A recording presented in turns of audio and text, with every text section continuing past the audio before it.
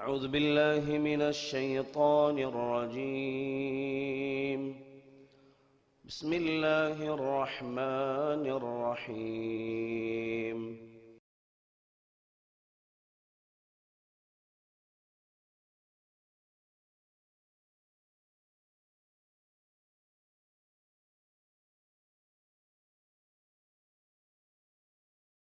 السلام عليكم ورحمة الله وبركاته. الحمد لله الذي هدانا لهذا وما كنا لنهتدي لولا أن هدانا الله. اللهم صل على محمد وعلى آل محمد كما صليت على إبراهيم وعلى آل إبراهيم إنك حميد مجيد. اللهم بارك على محمد وعلى آل محمد كما باركت على إبراهيم وعلى آل إبراهيم إنك حميد مجيد. أما بعد، فأعوذ بالله من الشيطان الرجيم. بسم الله الرحمن الرحيم. يا أيها الذين آمنوا اتقوا الله حق تقاته ولا تموتن إلا وأنتم مسلمون. قال نبينا صلى الله عليه وسلم: المسلم أخو المسلم لا يظلمه ولا يسلمه، ومن كان في حاجة أخيه كان الله في حاجته، ومن فرج عن مسلم كربة فرج الله عنه كربة من كربات يوم القيامة، ومن ستر مسلما ستره الله يوم القيامة. அன்பிற்கினிய அல்லாஹ்வின் நல்லடியார்களே, அல்லாஹுடைய ஸலவாத்தும் சலாமும் அவனுடைய இறுதி தூதர் முஹம்மது ஸல்லல்லாஹு அலைஹி வஸல்லம் அவர்கள் மீதும் அவர்களுடைய குடும்பத்தார்கள் மீதும் தோழர்கள் மீதும் நம் அனைவர்கள் மீதும் என்றென்றும் உண்டாகட்டுமாக. அல்லாஹுடைய இறை இல்லத்திலே அல்லாஹை பற்றியும் அல்லாஹுடைய தூதரை பற்றியும் நாம் என்ன கட்டளை இடப்பட்டிருக்கிறோமோ அவற்றை அறிந்து செயல்படுத்துவதற்காக நாம் இங்கே ஒன்று கூடியிருக்கின்றோம். அல்லாஹ் சுப்ஹானஹு வ தஆலா நம்முடைய செயல்பாடுகளை ஏற்றுக்கொண்டு இம்மையிலும் மறுமையிலும் வெற்றியை தந்து அருள் புரிவானாக. அன்பார்ந்த சகோதரர்களே, ரசூலுல்லாஹி ஸல்லல்லாஹு அலைஹி வஸல்லம் அவர்கள் கூறுகிறார்கள், அப்துல்லாஹ் இப்னு உமர் ரலியல்லாஹு அன்ஹுமா அவர்கள் அறிவிக்கக்கூடிய செய்தி: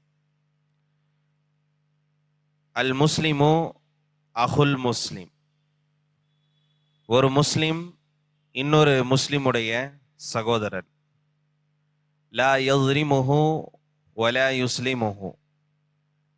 அவர் அநியாயம் செய்ய மாட்டார், கைவிட்டு விட மாட்டார். வமன் கான ஃபி ஹாஜத்தி அஹீஹி. யார் தன்னுடைய சகோதரனின் தேவையை நிறைவேற்றுகிறாரோ கான அல்லாஹ் ஃபி ஹாஜத்திஹி. அவருடைய தேவையை அல்லாஹ் நிறைவேற்றுகிறான். வமன் ஃபர்ரஜ அன் முஸ்லிமின் குர்பதன். யார் ஒருவர் ஒரு முஸ்லிமுடைய கஷ்டத்தை போக்குகிறாரோ ஃபர்ரஜ அல்லாஹு அன்ஹு குர்பதன் மின் குர்பாதி யௌமில் கியாமா.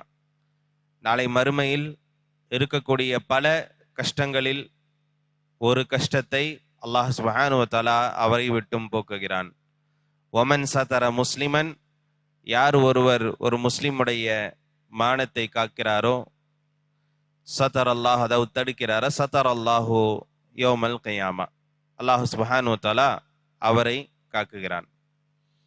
இப்படி ரசூலுல்லாஹி ஸல்லல்லாஹு அலைஹி வஸல்லம் அவர்கள் நமக்கு மிக உன்னதமான ஒரு உபதேசத்தை செய்திருக்கிறார்கள். பொதுவாக இந்த ரமதான் உடைய மாதம் எடுத்துக்கொண்டால் நாம் ஒருவருக்கொருவர் எதை காட்டுகிறோம்? இந்த உஹ்வத், சகோதரத்துவத்தை காட்டுகிறோம். எல்லா நாட்களிலும் எல்லோருக்காகவும் நாம் உழைப்பதில்லை, எல்லோரிடத்திலும் சேருவதில்லை. இந்த ரமலான் வந்துவிட்டால் எல்லோருக்காகவும் நாம் உழைக்கக்கூடியவர்களாக, கூட பேசக்கூடியவர்களாக, வேலைகளில் ஒத்துழைப்பு தரக்கூடியவர்களாக, பொருளாதாரத்தை பகிர்ந்து கொள்ளக்கூடியவர்களாக, உதவிகளை செய்யக்கூடியவர்களாக, சந்தோஷத்தை பகிர்ந்து கொள்ளக்கூடியவர்களாக நாம் மாறிவிடுகிறோம். இந்த மாதத்திலே நாம் மஸ்ஜிதுகளிலே ஒன்று கூடி, தொழுகையுடைய நேரங்களிலே ஒன்று கூடி, ஒருவருக்கொருவரை பார்த்து, அவரோடு சேர்ந்து நின்று தொழுது, அவரோடு பேசி கலைகிறோம் என்று சொன்னால், எல்லோருமே உறவினர்களாக இருக்கிறார்கள் என்பதற்காக அல்ல, இரத்த பந்தத்தால் உறவுகளாக இருக்கின்றோம் என்பதற்காக அல்ல, அல்லது தொழில் ரீதியாக நாம் அறிமுகமானவர்கள் என்பதற்காக அல்ல. என்ன அடிப்படையில்? ஈமான், கலிமத்து தௌஹீதின் மூலமாக, கலிமத்து தௌஹீதை ஏற்றுக்கொண்டு இருப்பதின் காரணமாக நாம் ஒருவருக்கு ஒருவர் அன்பு செலுத்தக்கூடியவர்களாகவும் ஒற்றுமையாகவும் நாம இருக்க வேண்டும். அல்லாஹுடைய தூதர் இந்த ஹதீஸிலே சொல்லப்பட்டிருக்கக்கூடிய அந்த செய்தி என, ரசூல் ஸல்லல்லாஹு அலைஹி வஸல்லம் அவர்கள் ஒரு முஸ்லிம் இன்னொரு முஸ்லிமோடு எப்படி இருக்க வேண்டும் என்பதை கற்றுத்தருகிறார்கள். நானும் நீங்களும் எப்படி இருக்க வேண்டும் என்று அல்லாஹுடைய தூதர் கற்றுத்தராங்க. ஒரு முஸ்லிம் என்று சொன்னால் அல்லாஹுக்கும் அல்லாஹுடைய தூதருக்கும் கட்டுப்பட்டவர். நமக்கு இஸ்லாத்தில் சில படித்தரங்கள் இருக்கிறது. 3 படித்தரங்கள் இருக்கிறது. ஒன்று, அதனுடைய முதல் படித்தரம் இஸ்லாம். 2வது படித்தரம் ஈமான். 3வது படித்தரம் இஹ்சான். இப்படி 3 படித்தரங்களாக பிரிக்கப்பட்டிருக்கு. இதுக்கு ஆதாரம் என்ன? ஜிப்ரீல் அலைஹிஸ்ஸலாம் அவர்கள் ரசூலுல்லாஹி ஸல்லல்லாஹு அலைஹி வஸல்லம் அவர்களை மனித உருவத்திலே சந்திக்கிறார்கள். இந்த ஒரு நீண்ட ஒரு ஹதீஸு ஜிப்ரீல் என்று சொல்லுவார்கள். இந்த ஹதீஸில் ஜிப்ரீல் அலைஹிஸ்ஸலாம் அவர்கள் மனிதனுடைய உருவத்தில் ரசூல் ஸல்லல்லாஹு அலைஹி வஸல்லம் அவர்களோடு வந்து அவருடைய முட்டையும் ரசூலுல்லாஹ்வுடைய முட்டையும் இணைத்து அமர்ந்தவர்களாக, தொடையில் கையை வைத்தவர்களாக சில கேள்வியை கேட்குறாங்க. இஸ்லாம் என்றால் என்ன, ஈமான் என்றால் என்ன, இஹ்சான் என்றால் என்ன என்று கேட்குறாங்க. இப்போ இந்த ஆதாரத்தை வைத்து தான் என்ன செய்கிறாங்கன்னா, இஸ்லாம், ஈமான், இஹ்சான் என்று 3 படித்தரங்களாக பிரிக்கிறாங்க. இப்போ நாம் இருப்பது முதல் படித்தரம் இஸ்லாம். இஸ்லாம் படித்தரத்தில் இருக்கக்கூடியவர் முஸ்லிம். ஒருவரை பார்த்து நாம் இவர் முஃமினாக இருக்கிறார், முஃமினாக இல்லை என்று சொல்ல முடியுமா? ஒருத்தரை பார்த்து நம்ம இவர் முஃமினு, இவர் காஃபிரு என்று சொல்லலாமா? சொல்லக்கூடாது. யாரையும் பார்த்து நம்ம வெளிப்படையாக குஃபுர் இருந்தால் காஃபிருன்னு சொல்லலாம். ஆனா ஒரு முஸ்லிமாக இருக்கக்கூடியவரை பார்த்து இவர் முஃமின் இல்லை, இவர் காஃபிரு என்று நம்ம சொல்லக்கூடாது. தகுந்த ஆதாரம் இல்லாம சொல்லக்கூடாது, மார்க்க ரீதியான ஆதாரம் இல்லாம சொல்லக்கூடாது. அப்போ ஒருவரை பார்த்தால் இவர் முஃமின், ஒரு காஃபிர் என்று சொல்ல முடியாது. ஆனா ஒருவரை பார்த்து நம்ம என்ன செய்யறோம்? இவர் முஸ்லிம் என்ன சொல்றோம்? அடையாளம் எப்படி படுத்துறோம்? இவர் முஸ்லிம். எதை வச்சு நாம முஸ்லிம் என்று அடையாளப்படுத்துறோம்? ஏன் முஃமின் என்று அடையாளப்படுத்த முடியல? முஸ்லிம் என்று சொன்னால் அவருடைய செயல்பாடுகள், வெளி தோற்றங்களை வைத்து நம்ம என்ன செய்ய முடியும்? அடையாளப்படுத்த முடியும். ஒருவருடைய ஆடை, ஒருவருடைய நடைமுறை, பேச்சு, அவருடைய செயல்பாடுகள், இதை வச்சு நாம முஸ்லிம் என்று சொல்லலாம். தொழுகிறார் என்றால் தொழுகையாளியா இருக்கிறாரு, முஸ்லிம். நோன்பாளியா இருக்கிறாரு, முஸ்லிம். ஈமானை வெளிப்படுத்துறாரு, முஸ்லிம். இதை வைத்து நாம முஸ்லிம் என்று சொல்லலாம். அப்ப முஸ்லிம் என்று சொன்னால், இஸ்லாம் என்று சொன்னால் வெளிப்படையாக தெரியக்கூடிய விதத்தில் இருக்கும், சில அடையாளங்கள் இருக்கும் அதுல. ஆனால் முஃமின் என்று சொன்னால் இது வெளிப்படையா தெரியக்கூடியது கிடையாது. இது உள்ளம் சார்ந்த விஷயம். ஈமான் என்பது அதை எப்படி சொல்றாங்கன்னா, கவுல், அமல், என்ன கவுலும் இஅ்திகாத், கவுல், அமல். இஅ்திகாத் என்பது கொள்கை, அது உள்ளத்துல இருக்கக்கூடிய ஒன்று, கொள்கை. கவுல் என்று சொல்வது நம்ம உச்சரிக்கிறது, நம்ம சொல்லக்கூடிய பேச்சு. அமல் நம்முடைய செயல்பாடுகள். அனைத்திலும் ஈமான் பிரதிபலிக்கணும். ஒருவரிடத்தில் நம்பிக்கை இருக்கிறது, ஆனா அவர் வெளிப்படுத்தல அப்படின்னா அவர் முஃமினாக முடியாது, முஸ்லீமாக முடியாது. நிறைய சகோதரர்களை சந்திக்கும் போது சொல்லுவாங்க, நான் அல்லாஹ்வை நம்புகிறேன், ஆனா அவருக்கு அதுக்கான எந்த அடையாளமுமே இருக்காது. சொல்ல மாட்டாரு, பார்க்கறது தோற்றத்திலையும் இருக்க மாட்டாரு. ஆனா சொல்லுவாரு, நான் அல்லாஹ்வை தான் இறைவனாக ஏற்றுக்கொண்டு இருக்கிறேன் என்று சொல்லுவார். இப்ப இவரு முஃமினா, முஸ்லிமா என்று சொன்னால் இல்லை. ஏன்? ஏன்னா அவருக்கு வெறும் நம்பிக்கை மட்டும்தான் இருக்கு, ஆனா செயல்படுத்தல. அப்போ சொல்லவும் இல்லை, செயல்படுத்தவும் இல்லை. இது மூன்றும் சேர்ந்ததுதான் ஈமான். நம்பிக்கையும் இருக்கணும், சொல்லவும் கவுலும் இருக்கணும், அமலும் இருக்கணும். அப்ப முஃமின் என்று சொன்னால் அது அனைத்துமே அந்த ஈமான் சம்பந்தப்பட்ட விஷயங்கள், அது நம்பிக்கை சம்பந்தப்பட்ட விஷயம். அதை நாம் அறிய முடியாது, அது அல்லாஹ் மட்டும் அறியக்கூடியவன். இப்ப இது இரண்டாவது படித்தரம். அப்ப ஒருவரை பார்த்து இவர் முஃமின், இவர் காஃபிர் என்று சொல்ல முடியாது. அவருடைய உள்ளத்தில் ஈமான் எப்படி இருக்குன்னு நம்ம சொல்ல முடியாது. அவருடைய ஈமான் எந்த அளவுக்கு இருக்கிறது, உண்மையான ஈமான் இருக்கா இல்லையா என்று நாம சொல்ல முடியாது.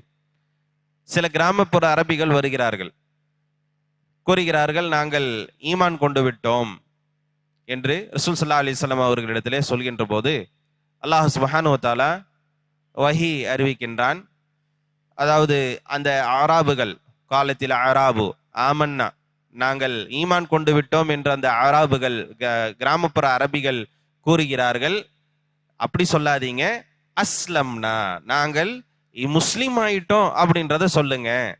ஏன்னா அவர்களுடைய உள்ளத்துல ஈமான் இல்லை என்று அல்லாஹ் சுப்ஹானஹு வ தஆலா என்ன செய்றானா சொல்றான். அல்லாஹுக்கு தெரியும், அதனால அல்லாஹ் வஹீயின் மூலமாக அறிவித்து விட்டான். அப்போ ஒருவரை பார்த்து நாம முஃமின் என்று வெளிப்படையாக நம்ம சொல்ல முடியாது, முஸ்லிம் என்று தான் சொல்ல முடியும். அதான் முதல் படித்தரம்.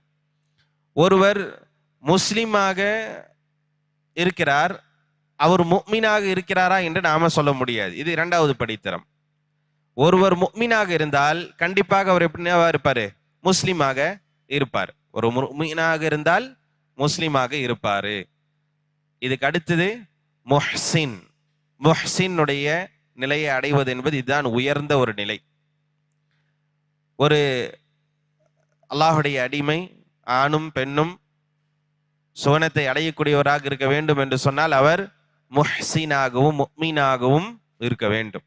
அல்லாஹ் அந்த தரஜாத்துகளை அல்லாஹ் நமக்கு தந்தருள் புரிய வேண்டும்.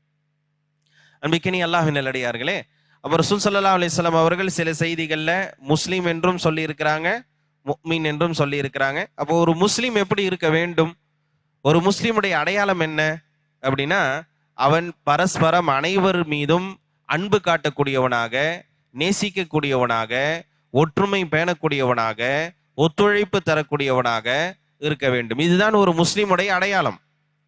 ஆனால் இன்றைக்கு நமக்கு மத்தியில பலவிதமான கருத்து வேறுபாடுகளை கொண்டு பிரிந்து செல்வது, நமக்கு மத்தியில ஏற்றத்தாழ்வுகளை பார்ப்பது, இன்னும் பல நிலைகள் இருக்கிறது. புதிதாக யாரெல்லாம் மார்க்கத்திற்கு வருகிறார், இஸ்லாத்தை ஏற்றுக்கொண்டு வருகிறார்களோ அவர்களை எல்லாம் ஒரு இரண்டாம் தரமாக பார்க்கக்கூடிய ஒரு நிலை இன்றைக்கும் இருந்து கொண்டிருக்கிறது. அப்ப இவர் என்ன இஸ்லாத்தை புரிஞ்சுக்கிட்டாரு? நிறைய சகோதரர்கள் இஸ்லாத்தை ஏற்றுக்கொண்ட நிறைய சகோதரர்களுடைய வெளிப்பாடு, அவர்களுடைய கவலை இருக்கிறது. எங்களை இன்னும் இப்படிதான் பாக்குறாங்க, இகாமத்து சொல்ல போனா விட மாட்டேங்கிறாங்க, பொண்ணு கேட்டு போனா ஒரு மாதிரி பாக்குறாங்க. ஏன்னா அவர்களுக்கு நம்பிக்கையே இல்லை. அப்படி பல கேள்விகளை கேட்டு அவர்களை மிகவும் வருத்தத்துக்குரியவர்களாக, கஷ்டப்படக்கூடிய அளவுக்கு அவர்களை ஒதுக்கி வைக்கிறாங்க. சில நேரங்கள்ல அவர்கள் முன்வைக்கக்கூடியது என்ன அப்படின்னு சொன்னா, திருமணத்துக்காக திருமண வயது இருக்கும், பெண் பார்க்கக்கூடியவங்களா இருப்பாங்க. இங்க சொல்றது, இவங்க எதெல்லாம் கழித்து விடுகிறார்களோ அந்த ப்ரொஃபைல் தான் எங்களுக்கு காட்டுறாங்க. அன்பானவர்களுக்கு இதெல்லாம் நம்ம யோசிக்க வேண்டிய விஷயம். முஸ்லிம் ஆண்களுக்கு திருமணத்துக்காக எந்த பெண்ணெல்லாம் எனக்கு வேண்டாம் வேண்டாம் வேண்டாம் என்று ஒதுக்கி விடுகிறார்களோ அந்த பெண்ணை என்ன செய்யறாங்கன்னா இஸ்லாத்துக்கு வந்தவங்களுக்கு காட்டுறது. அவங்க வேண்டான்னு சொன்னா, இல்லைங்க எனக்கு கொஞ்சம், ஏன்னா எல்லோருமே என்ன செய்வாங்க, கொஞ்சம் அழகு விரும்புவாங்க, ஏதாவது ஒரு எதிர்பார்ப்புகள் இருக்க தானே செய்யும். இவர் அதை எதிர்பார்த்து தான் வேண்டான்னு சொன்னது. இப்ப அவர் சொல்லுவாரு, இஸ்லாத்துக்கு வந்தவர் சொல்லுவாரு, இல்ல எனக்கு இது வேண்டாம் என்று சொன்னால் உடனே இவர் சொல்றது, மார்க்கத்துக்காக தியாகம் பண்ணுங்க பாய், மார்க்கத்துக்காக தியாகம் பண்ணுங்க. ஏன் அந்த தியாகம் இவர் பண்ண வேண்டியது தானே? அப்ப எப்படிப்பட்ட ஒரு சூழ்நிலைகள்.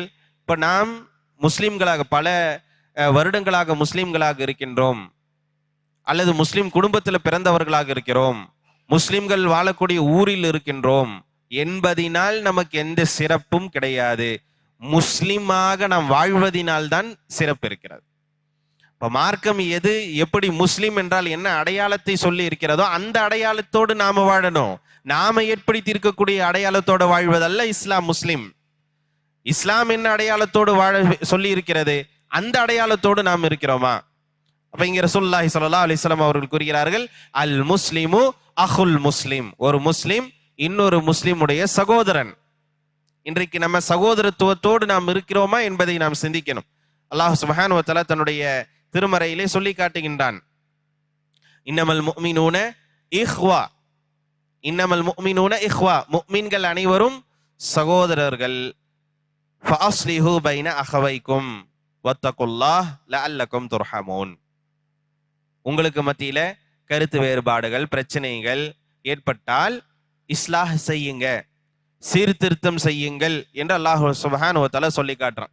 உங்களுக்கு மத்தியில பிரச்சனை வந்துருச்சுன்னா நீங்க உங்க இஷ்டத்துக்கு அப்படியே போயிடலான்றது அல்லாஹ் சொல்லல. அல்லாஹ்வுடைய வழிகாட்டுதல். முஃமின்களாக இருந்தால், முஸ்லிம்களாக இருந்தால், நமக்கு மத்தியில எந்த பிரச்சனையாக இருந்தாலும் அதை இஸ்லாஹ் செய்வதற்குரிய நிலைக்கு நாம வரணும். கருத்து வேறுபாடுகள் இருந்தால் குர்ஆன் சுன்னாவின் பக்கம் வர வேண்டும் என்பதுதான் இஸ்லாத்துடைய வழிகாட்டுதலாக இருக்கிறது. அல்லாஹ் சுப்ஹானஹு வ தஆலா சொல்லி காட்டுகின்றான், அல்லாஹ்வை பயந்து கொள்ளுங்கள், நீங்கள் ரஹ்மத் செய்யப்படுவீர்கள். அப்ப நாம் முஃமின்களாக இருக்கிறோம் என்றால் சகோதரத்துவத்தை பேணக்கூடியவர்களாக நாம் இருக்க வேண்டும். அல்லாஹ் சுப்ஹானஹு வ தஆலா இதுதான் நம்முடைய நமக்கு இடக்கூடிய கட்டளை. அதே போன்று சூரா ஆல இம்ரான்ல 103வது வசனத்திலே அல்லாஹ் சுப்ஹானஹு வ தஆலா சொல்லி காட்டுகின்றான், இந்த சகோதரத்துவத்தெல்லாம் எப்படி நம்ம இடத்துல வருது, யார் ஏற்படுத்துறது, நாம ஏற்படுத்திக்கிறோமா அப்படின்னா இல்ல. இது அல்லாஹ்வுடைய ஒரு நிஅமத்.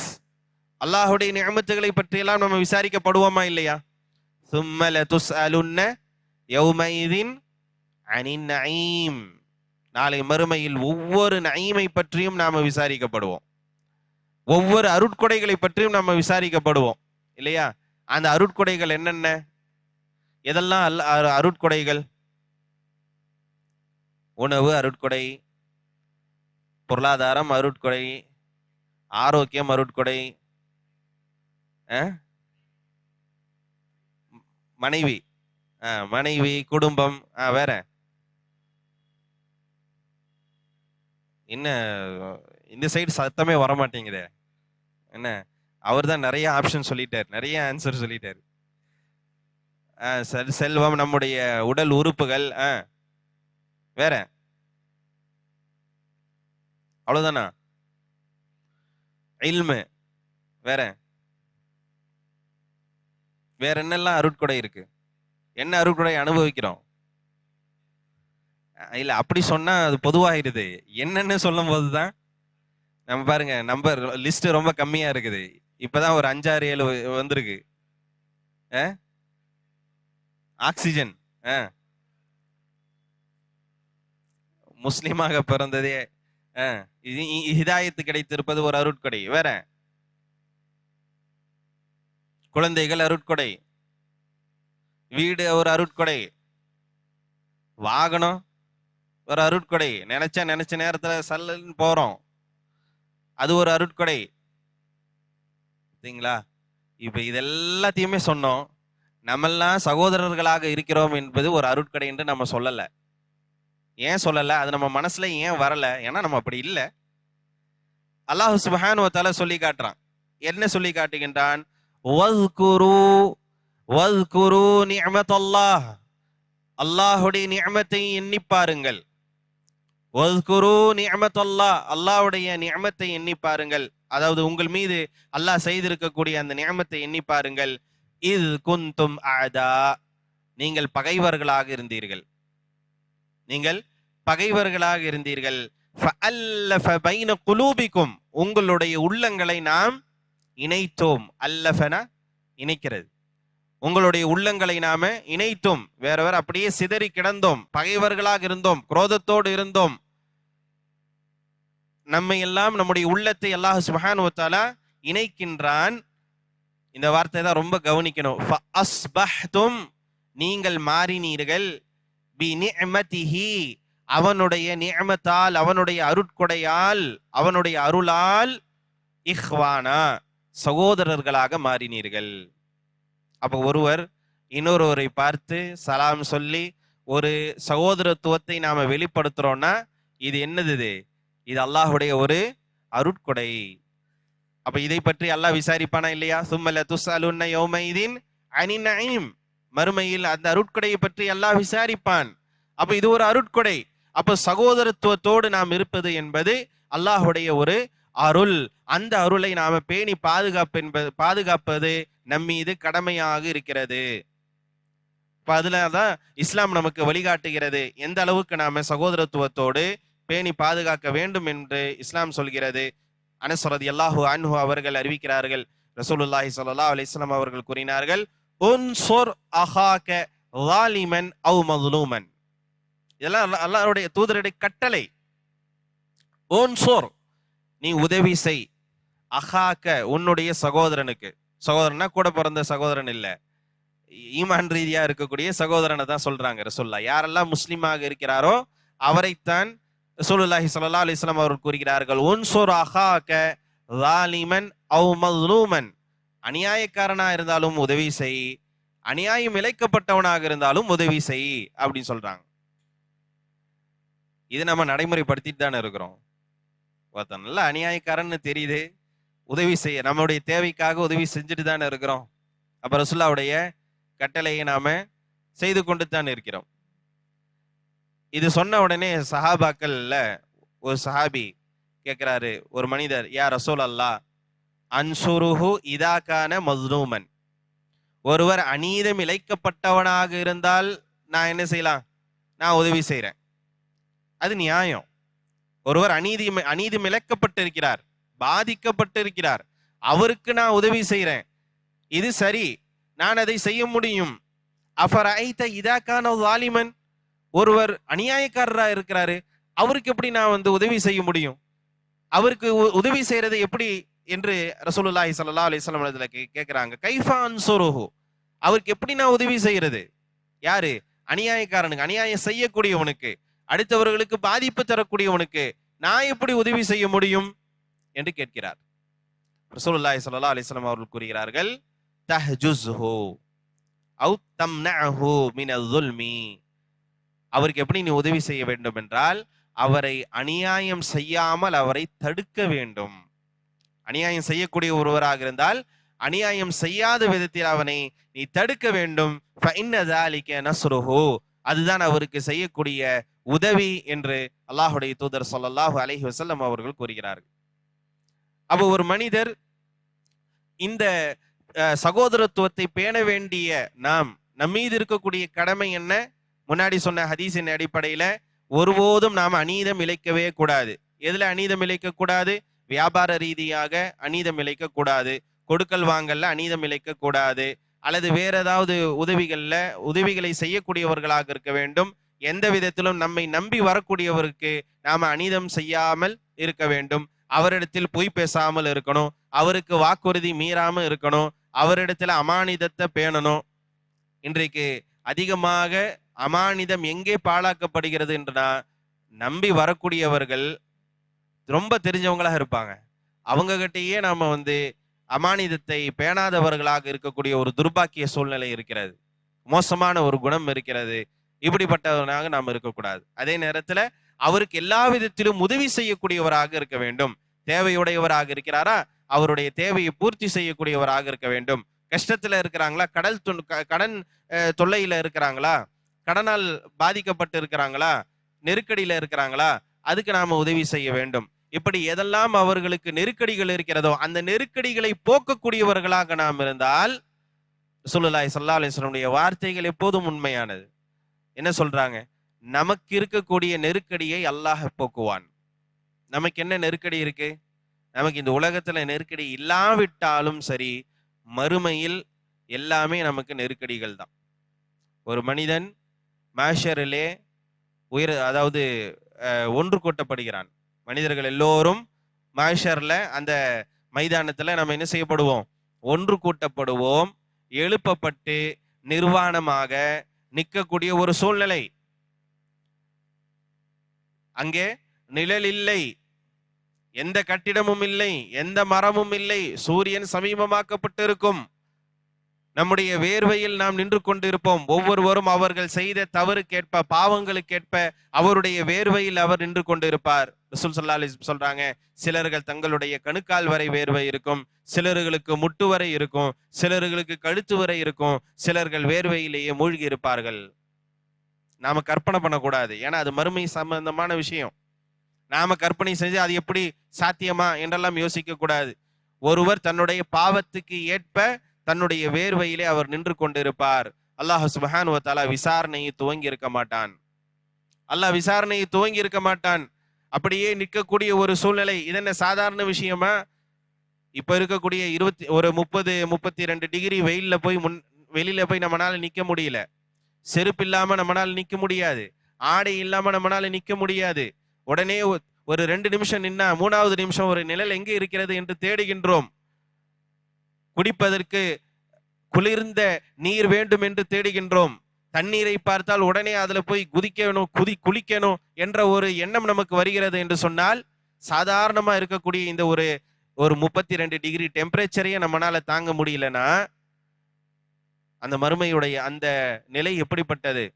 ரசூலுல்லாஹி ஸல்லல்லாஹு அலைஹி வஸல்லம் அவர்கள் கூறினார்கள், ஆதமுடைய மகன் ஒரு மனிதன் இந்த உலகத்திலே பயன்படுத்தக்கூடிய நெருப்பு இருக்கு இல்லையா, அத்தனை நெருப்பும் எல்லா உஷ்ணமும் சேர்த்தால் அது நரகத்துடைய 60ல் ஒரு பகுதி தான், 70ல ஒரு பகுதி தான் ஒரு உஷ்ணம் நாம இங்க பயன்படுத்துறது.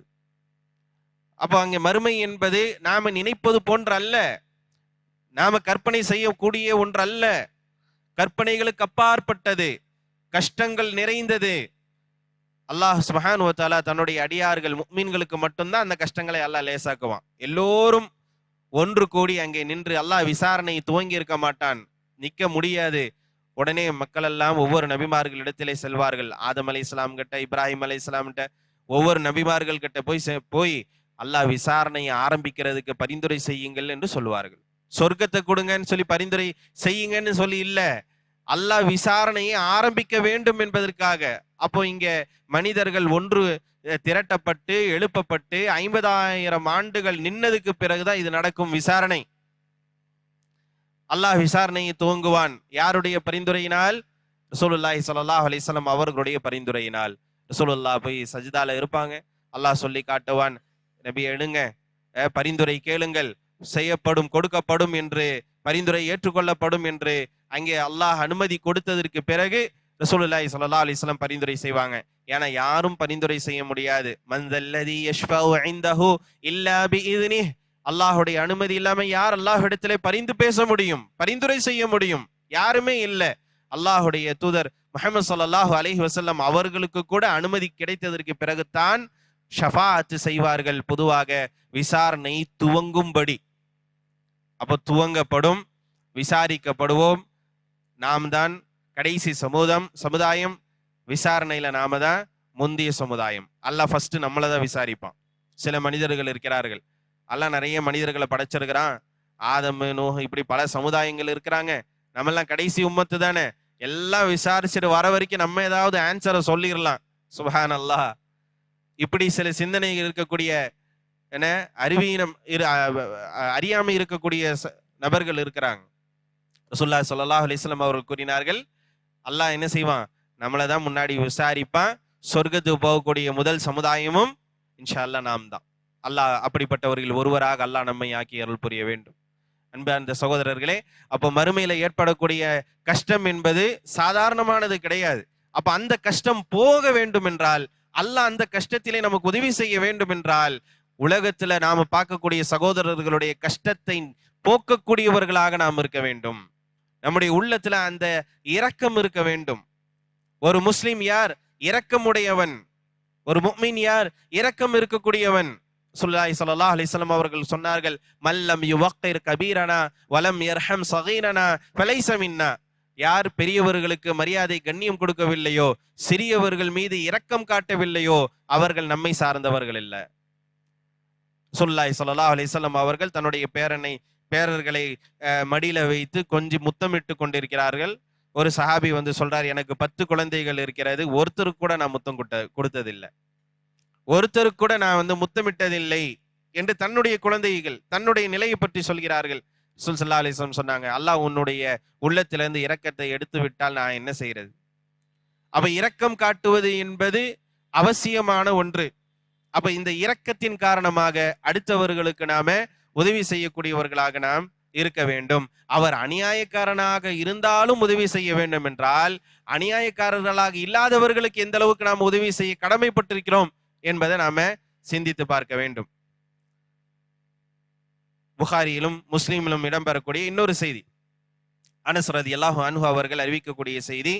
ரசூலுல்லாஹி ஸல்லல்லாஹு அலைஹி வஸல்லம் அவர்கள் கூறினார்கள், லா தபாகலு வலா தஹாசது வலா ததாபரு வகூனு இபாதல்லாஹி இஹ்வானா. ஸல்லல்லாஹு அலைஹி வஸல்லம் அவர்கள் கூறினார்கள், நீங்கள் ஒருவருக்கொருவர் பிணைந்து கொள்ளாதீர்கள், ஒருவருக்கொருவர் சண்டை போடக்கூடியவர்களாக பிரிந்து செல்லக்கூடியவர்களாக இருக்காதீர்கள். வலா தஹாசது, ஒருவருக்கொருவர் பொறாமை கொள்ளாதீர்கள். இதெல்லாம் ஒரு முஸ்லிம் இடத்துல இருக்க வேண்டிய ஒரு பண்பு. பொறாமை கொள்ளாமல் இருக்க வேண்டும். அடுத்தவர்களை பார்த்தால் பொறாமை வரக்கூடாது. இன்றைக்கு ஆண்களா இருந்தாலும் சரி, பெண்களாக இருந்தால் இன்னும் கூடுதல். அவர்களுக்கு பொறாமை என்பது ஆண்களை விட சற்று அதிகமாக இருக்கும். ஒரு ஆண் பார்த்த ஒரு அந்த அளவுக்கு பொறாமப்பட மாட்டார், ஆனா ஒரு பெண் ரொம்ப பொறாமப்படுவாங்க. அப்ப பெண்களுக்கு இது அதிகமாக இருக்கக்கூடிய ஒன்று. ஆனால் இது ஹசத் என்பது, பொறாமை என்பது ஒரு முஃமினிடத்துல இருக்கக்கூடாத ஒரு பண்பு. அனுமதி எதுல? 2 விஷயத்துலதான். பொறாமப்படலாம், 2 விஷயத்துல பொறாமப்படலாம். எதுல? அல்லாஹ் சுப்ஹானஹு வ தஆலா ஒருவருக்கு இல்மை தந்திருக்கிறான், குர்ஆனுடைய ஞானத்தை தந்திருக்கிறான். அந்த குர்ஆனுடைய ஞானத்தை கொண்டு அவர் குர்ஆனை ஓதுகிறார், அதை செயல்படுத்துகிறார், கற்றுக் கொடுக்கிறார் என்று சொன்னால், அவரை பார்த்து அல்லாஹ் எனக்கும் இந்த ஞானத்தை தந்தால் நானும் இது போன்று குர்ஆனுடைய கல்வியை கொண்டு நான் பயனடைவேன் என்ற ஒரு பொறாமை நமக்கு இருக்கலாம். நமக்கு இருக்கு. யாரை பார்த்தா?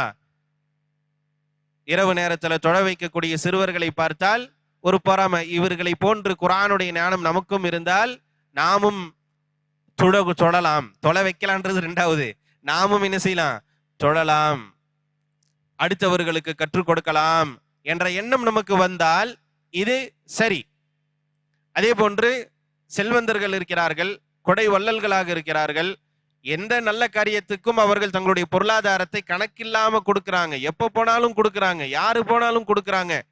நல்ல காரியங்களுக்கு அவர்கள் செலவு செய்கிறார்கள் என்றால் அவர்களை பார்த்து அல்லாஹ் இவர்களுக்கு பொருளாதாரத்தை கொடுத்திருக்கிறான், கொடை வள்ளலாக இவர்களை ஆக்கியிருக்கிறான். இது போன்ற ஒரு பொருளாதாரம் நம்மிடத்திலும் இருந்தால் நாமும் அல்லாஹுடைய பாதையில செலவு செய்யலாமே என்ற ஒரு எண்ணம் நமக்கு வந்தால் இந்த பொறாமையும் நமக்கு அனுமதிக்கப்பட்டது. அல்லாஹ்வுடைய பாதையில அவர் செலவு செய்யறாருன்றத பார்த்து அதே மாதிரி நாமும் செய்யணும் என்பதற்காகத்தான். ஒருத்தர் நல்ல செல்வந்தரா இருக்கிறாரு, நல்ல செலவு செய்யறாரு, அவர் மாதிரி லக்ஸூரியா நானும் வாழணும் அப்படின்றதுக்கு பொறாமைக்கு அனுமதி இல்லை. அந்த செல்வத்துக்கு அனுமதி இல்லை. அல்லாஹ்வுடைய பாதையில அவர் செலவு செய்யறாரு, அது போன்று நாமும் ஆக வேண்டும் என்பதுக்கு நாம் என்ன செய்யலாம்? பொறாமை படலாம். இந்த 2ஐத்தான் ரசூலுல்லாஹி ஸல்லல்லாஹு அலைஹி வஸல்லம் அவர்கள் அனுமதித்தார்கள். இந்த 2ஐ தவிர வேறு எதற்கும் பொறாமை இல்லை என்று சொன்னார்கள். அப்ப நாம ஒருவர் நல்ல வாழ்கிறார், நல்ல அழகான ஒரு வீடை கட்டி இருக்கிறார், அதை பார்த்து பொறாமப்படலாமா? கூடாது. நல்ல வியாபாரம் செய்கிறார், அவரை பார்த்து பொறாமப்படலாமா? கூடாது. ஒருத்தர் நல்ல அந்தஸ்தில் இருக்கிறார், அவரை பார்த்து பொறாமப்படலாமா? கூடாது. பொறாமை என்பது நம்மிடத்தில் இருக்கக்கூடாது. அதுதான் ரசூலுல்லாஹ் சொல்லி காட்டுறாங்க, வலா தஹாசது, ஒருவருக்கொருவர் பொறாமை கொள்வது, ஒருவருக்கொருவர் பொறாமை கொள்வது கூடாது. அதே போன்று நமக்கு மத்தியில பிரிந்து செல்வது கூடாது. வகூனு இபாதல்லாஹி இஹ்வானா, நீங்கள் அல்லாஹ்வுடைய அடியார்களாக, சகோதரர்களாக நீங்கள் மாறிவிடுங்கள். நீங்கள் சகோதரர்களாக இருங்கள், அல்லாஹ்வுடைய அடியார்கள் சகோதரர்களாக நீங்கள் இருங்கள் என்று ரசூலுல்லாஹி ஸல்லல்லாஹு அலைஹி வஸல்லம் அவர்கள் நமக்கு கட்டளையிடுகிறார்கள். அப்ப நமக்கு மத்தியில் இருக்க வேண்டிய பண்புகள் இது. இந்த பண்புகள் நம்மிடத்தில் இல்லை என்று சொன்னால் ஒரு முஸ்லிமாக இருக்கக்கூடிய தகுதியில நாம இல்லைன்னு அர்த்தம். இப்ப இதை வளர்த்து கொள்ளக்கூடியவர்களாக நாம் இருக்க வேண்டும், பாதுகாக்கக்கூடியவர்களாக இருக்க வேண்டும். வலா யஹில்லு லிமுஸ்லிமின் அன் யஹ்ஜுர அகாஹு ஃபௌக ஸலாஸி லயால். எந்த ஒரு முஸ்லிமும் தன்னுடைய சகோதரன், பாருங்க ரசூலுல்லாஹி ஸல்லல்லாஹு அலைஹி வஸல்லம் அவர்கள் இன்னொரு முஸ்லிமை சொல்லும் போதெல்லாம் சகோதரன் சகோதரன் சகோதரன் என்றுதான் சொல்றாங்க. நமக்கு அப்படி தெரியறதே இல்லை. அடுத்தவர்களுக்கு கூட நாம சகோதரன் சொல்லிடுவோம். முஸ்லிமா இருக்கக்கூடியவனை பகைவனை நம்ம பார்க்கிறோம். அஊது பில்லாஹ். ரசூலுல்லாஹி ஸல்லல்லாஹு அலைஹி வஸல்லம் அவர்கள் கூறுகிறார்கள், உன்னுடைய சகோதரன் இன்னொரு சகோதரனிடத்துல அதாவது ஏதாவது பிரச்சனை வந்து 3 நாட்களுக்கு மேல் பேசாமல் இருக்கக்கூடாது. 3 நாட்களுக்கு மேல் பேசாமல் இருக்கக்கூடாது. அப்ப ஒரு யதார்த்தம் என்ன, இயல்பு என்ன, நமக்கு கொஞ்சம் வெறுப்பு வரும், கோபம் வரும், யதார்த்தம் தான். ஆனா அது எப்படி இருக்கக்கூடாது, அப்படியே தொடர்ச்சியாக இருக்கக்கூடாது. இன்றைக்கு வருடக்கணக்கில் அந்த பகைமையை பேணக்கூடியவர்கள் இருக்கிறார்கள் முஸ்லிம்கள்ல. வருடக்கணக்கில், இன்னும் சொல்ல போன குடும்பங்கள்ல, சகோதர சகோதரிகளுக்கு மத்தியில, பெற்றோர்கள் பிள்ளைக்கு மத்தியில அந்த குரோதத்தை ஏற்படுத்தி கொண்டு வருடக்கணக்கில் பேசாமல் இருந்து இன்னும் சொல்லுவாங்க, நான் மௌத் ஆயிட்டா என்னுடைய ஜனாசாவை கூட நீ பார்க்க கூடாது. சுப்ஹானல்லாஹ். எந்த அளவுக்கான வெறுப்பு. ஜனாசா ஆனதுக்கு அப்புறம், மௌத் ஆனதுக்கு அப்புறம் அவர் வந்து பார்க்கறது என்ன தெரிய போகுது இந்த மையத்துக்கு. ஆனாலும் என்ன, ஒரு வெறுப்பு. அந்த அளவுக்கு நம்முடைய குடும்பத்திலேயே ஒரு வெறுப்பை ஏற்படுத்துகிறோம் என்று சொன்னால் இது ஒரு முஸ்லிமுக்கு இருக்கக்கூடிய அடையாளம் அல்ல, ஒரு பண்பு இல்லை. ரசூலுல்லாஹி ஸல்லல்லாஹு அலைஹி வஸல்லம் அவர்கள் நாம எப்படி இருக்கணும்னு ஒரு உதாரணத்தை சொல்றாங்க. நாம முஸ்லிம்கள் முஃமின்கள் எப்படிப்பட்டவர்கள்? நுஅமான் இப்னு பஷீர் ரலியல்லாஹு அன்ஹுமா அவர்கள் அறிவிக்கக்கூடிய செய்தி, மஸலுல் முஃமினீன ஃபீ தவாத்திஹிம் வ தராஹுமிஹிம் வ தஆதுஃபிஹிம்.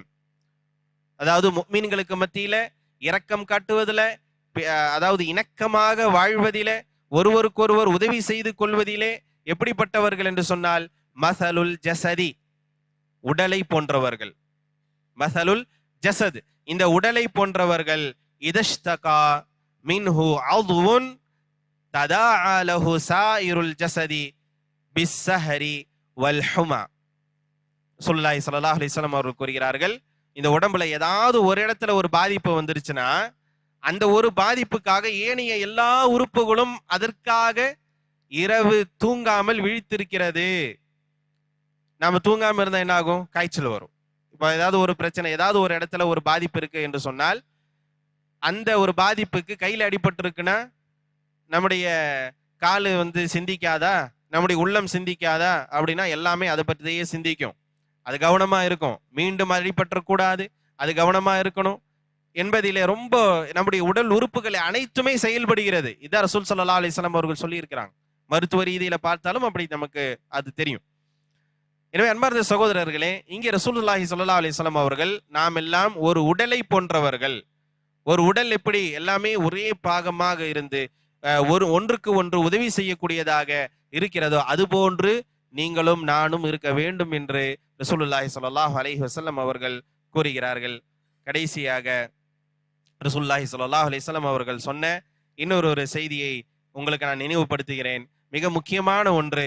அனஸ் ரலியல்லாஹு அன்ஹு அவர்கள் அறிவிக்கிறார்கள், லா யுமினு அஹதுக்கும் ஹத்தா யுஹிப்ப லி அஹீஹி மா யுஹிப்பு லி நஃப்ஸிஹி.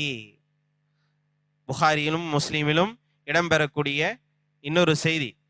அதாவது ரசூலுல்லாஹி ஸல்லல்லாஹு அலைஹி வஸல்லம் அவர்கள் கூறினார்கள், லா யுமினு அஹதுக்கும், உங்களில் ஒருவர் முஃமின் ஆக முடியாது, ஹத்தா யுஹிப்ப லி அஹீஹி மா யுஹிப்பு லி நஃப்ஸிஹி, தனக்கு எதை விரும்புகிறாரோ அதை பிற சகோதரனுக்கும் அடுத்தவருக்கும் விரும்பாதவரை ஒருவர் முஃமினாக முடியாது. இப்ப நமக்கு இன்று என்னெல்லாம் விரும்புறோம், எப்படியெல்லாம் இருக்கணும்னு நம்ம விரும்புறோம். நான் நல்லா இருக்கணும்னு விரும்புறோம், நஷ்டமடையக்கூடாதுன்னு விரும்புறோம், லாபத்தோட இருக்கணும்னு விரும்புறோம், நல்லா சம்பாதிக்கணும்னு விரும்புறோம், நல்ல ஆரோக்கியத்தோட இருக்கணும்னு விரும்புறோம், நிம்மதியாக இருக்க வேண்டும் என்று விரும்புகிறோம். இதெல்லாம் நாம் எப்படி நமக்கு இதெல்லாம் இருக்கணும்னு சொல்லி விரும்புகிறோமோ அதே போன்று என்னுடைய சகோதரன் இவர் ஆரோக்கியத்தோடு இருக்கணும், என்னுடைய சகோதரர் இவர் நல்ல பொருளாதாரத்தோடு இருக்கணும், என்னுடைய சகோதரி இவர் நஷ்டமடையாமல் இருக்கணும், என்னுடைய சகோதரர் இவர் நல்ல நிலையில இருக்கணும், நல்ல அந்தஸ்துல இருக்கணும் என்று எல்லோரையும் அவர் பார்க்கக்கூடிய நிலையில் இருந்தால் அப்போதுதான் அவர் முஃமினாக இருக்கிறார். இதான் ஒரு முஃமினுடைய, ஒரு முஸ்லிமுடைய பண்பாக இருக்கிறது. இன்னும் ஏராளமான ஹதீஸ்களை நாம் பார்க்கின்ற போது நம்மிடத்தில் இருக்க வேண்டிய உயர்ந்த பண்புகளை பற்றி இஸ்லாம் சொல்கிறது.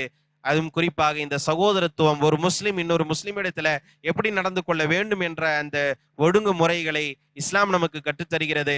இதையெல்லாம் சரியான முறையில நாம் செயல்படுத்தினாலே நமக்கு மத்தியில அன்பும் பாசமும் ஒற்றுமையும் எல்லா விதமான ஒத்துழைப்புகள் தருவதும் நமக்கு மத்தியில இருக்கும்.